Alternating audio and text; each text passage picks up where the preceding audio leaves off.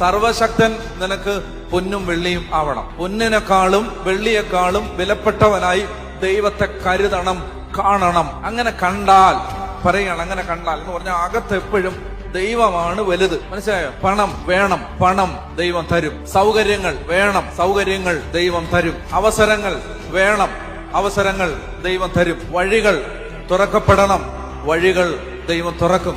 ഇതിനകത്തല്ല നമ്മുടെ എനർജി കളയേണ്ടത്, മറിച്ച് കർത്താവിൽ നമ്മുടെ ആനന്ദം വെക്കണം.